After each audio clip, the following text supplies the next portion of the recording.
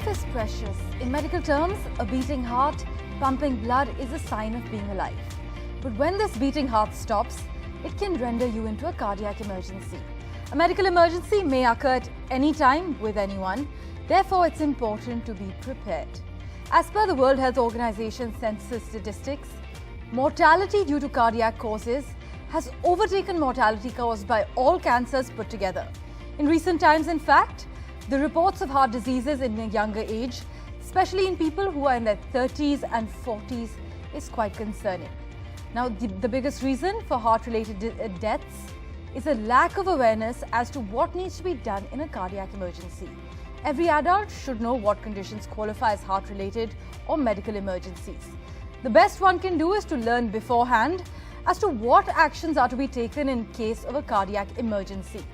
Life-saving techniques such as CPR empower you to save a life. It has been proven that bystander CPR improves the rate of survival by almost a staggering 50%. If you have a loved one who has a history of cardiac disease, it's most important that you learn CPR. Research reports that the majority of cardiac arrests occur at home, and CPR knowledge will therefore equip you with the skill and the confidence needed to transform yourself from being a clueless bystander into an empowered lifesaver. Save a Life is an initiative through which people will be made aware of the early signs and symptoms of cardiac emergencies so that patients can get to the hospital in time and also be trained on giving CPR if the need arises. Today we have with us eminent cardiologists who can help you understand sudden cardiac death as well as the role of CPR to revive and save a life. Joining us on the broadcast this afternoon, Dr. Manish Juneja, Interventional Cardiologist, Director of Rhythm, Heart and Critical Care from Nagpur. We also have with us Dr. Yusuf A, Kumble, Consultant and Chief Interventional Cardiologist, as well as the Managing Director of Indiana Hospital and Heart Institute from Mangalore. We also have with us Dr. Praneeth Polamuri, Senior Consultant Interventional Cardiology from KIMS Hospital in Secunderabad. Thank you so much, doctors, for joining us on NDTV. Dr. Manish Juneja, now people believe if they have had high blood pressure, cholesterol or other risk factors for heart disease, they would know it. Can these conditions appear without prior symptoms? Yeah, talking about heart disease, hypertension and cholesterol are the most important risk factors for developing a heart disease in future. High blood cholesterol generally is asymptomatic unless and until it is blown out of proportions. And in our clinical practice, we have seen patients even with very high cholesterol being asymptomatic. So a blood test is the only way to diagnose a high blood cholesterol.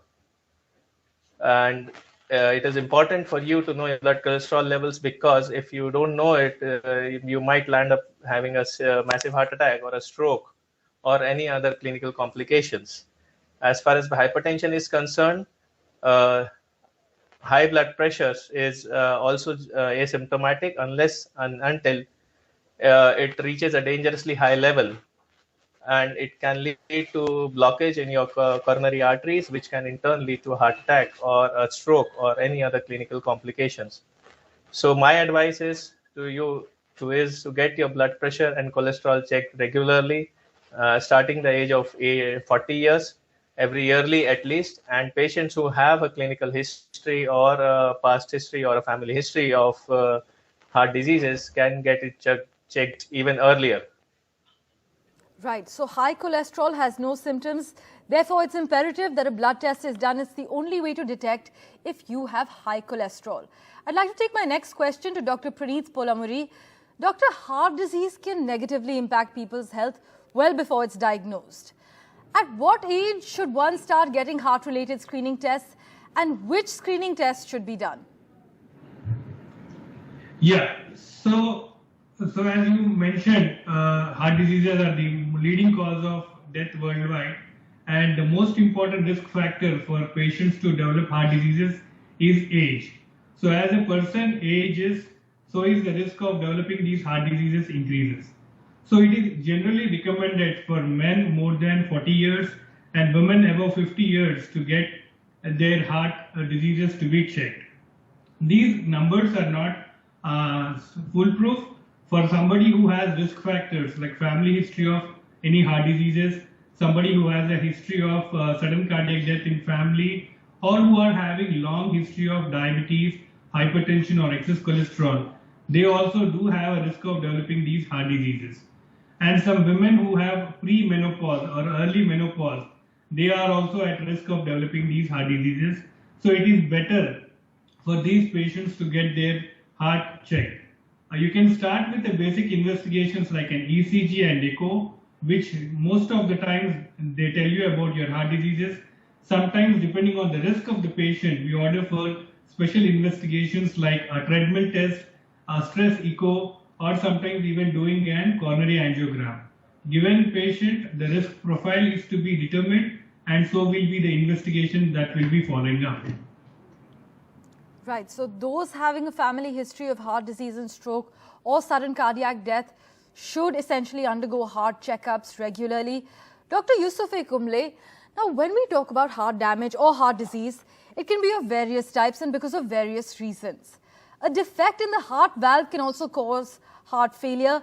Are all heart valve problems congenital? Not at all. Actually, valve problems are due to various causes. One of the commonest cause in India is rheumatic heart disease, rheumatic valvular disease it is called.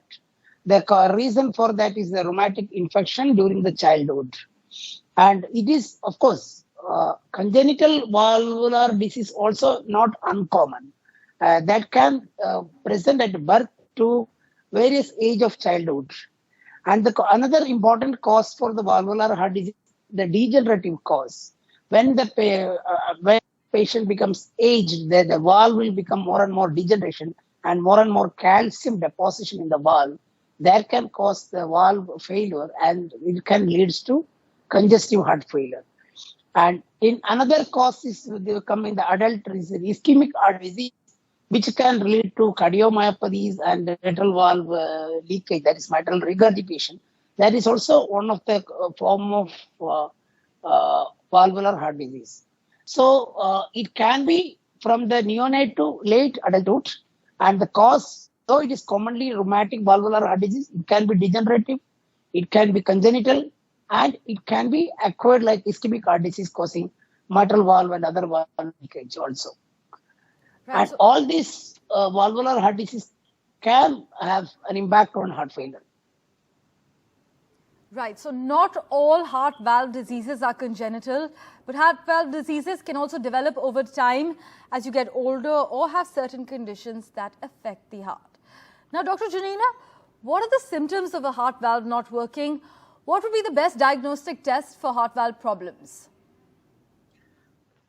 So as Dr. Yusuf has rightly pointed out, the causes of heart valve disease, it used to be rheumatic earlier, and now more and more degenerative heart valve diseases are coming up as our population is aging and the longevity and the people's life expectancy has prolonged.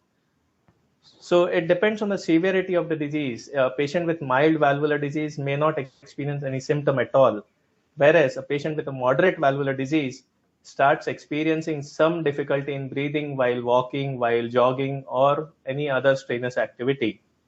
So as this severity increases, the difficulty in breathing would increase, and this would then be present at rest. This would actually cause sleep disturbances to the patient, and he may have to at night get up in between to have a normal breathing. The other symptoms which a patient might experience is swelling over the feet and giddiness, faintness, and sometimes you might have a patient with a very severe valvular disease presenting with a cardiac arrest. To diagnose these valvular heart problems, we have an ECG and a 2D echo, which can be done, and it is easily available. It's a cheap test, and it is available in most of the towns nowadays. And these would really help you diagnose these problems early and get the treatment at the earliest. Right.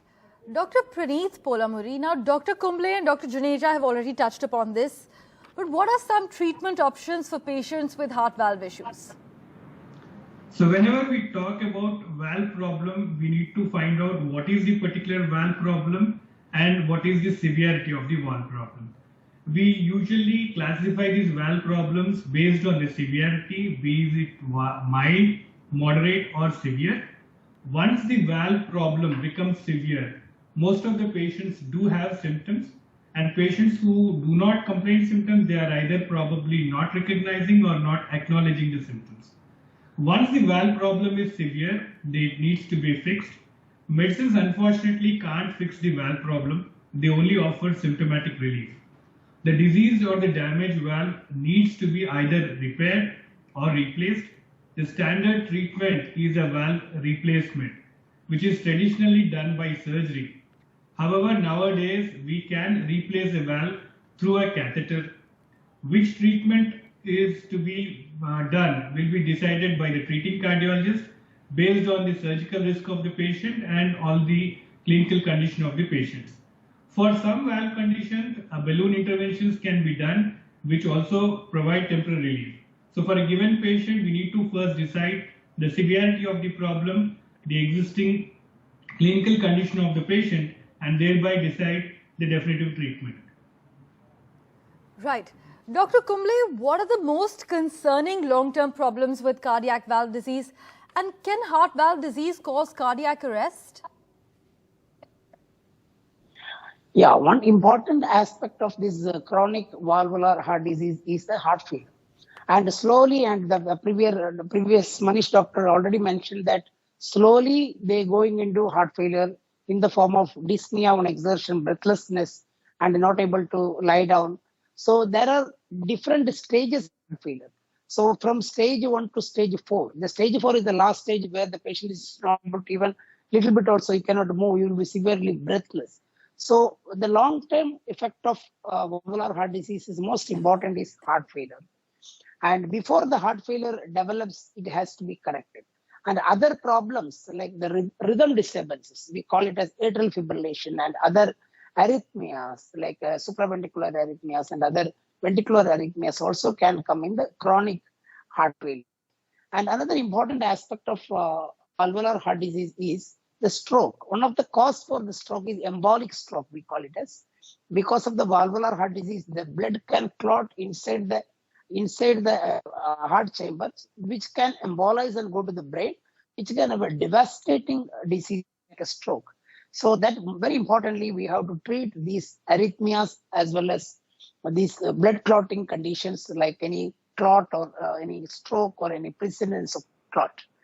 And also it can end up with other renal failure like cardiorenal disease and end-stage heart disease. That is almost cardiac cirrhosis. You can get liver cirrhosis.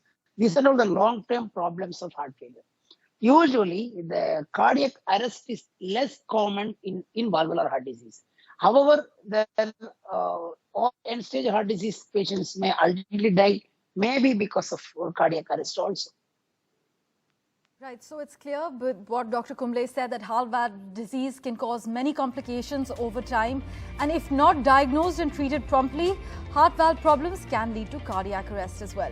It's time for a quick break, but our cardiologists stay on with us to help you understand sudden cardiac death and the role of CPR.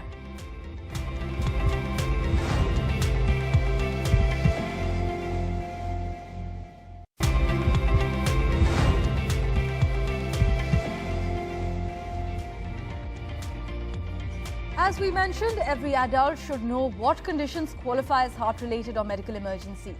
The best one can do is to learn beforehand as to what actions are to be taken in case of a cardiac emergency. We have with us eminent cardiologists who are here to answer all your queries. I want to take my next question to Dr. Juneja. Doc, is cardiac arrest the same as a heart attack for those who don't know? And what should one do if they witness a cardiac arrest? No, not at all. They are completely different issues, and there is a lot of confusion, and it's a myth that both are the same thing. A heart attack occurs when there is a blockage in the artery of the heart, which leads to reduced blood supply to the muscles of the heart. And cardiac arrest occurs when the electrical activity of the heart stops. So this qualifies as cardiac arrest. Cardiac arrest is ultimately the mode of death in every disease. And a heart attack can lead to a cardiac arrest, but there are many more reasons for a cardiac arrest, actually. So what should be done when you actually witness a cardiac arrest or on the roadside, when somebody sees a person who is unresponsive, he is not breathing? Please call the emergency number.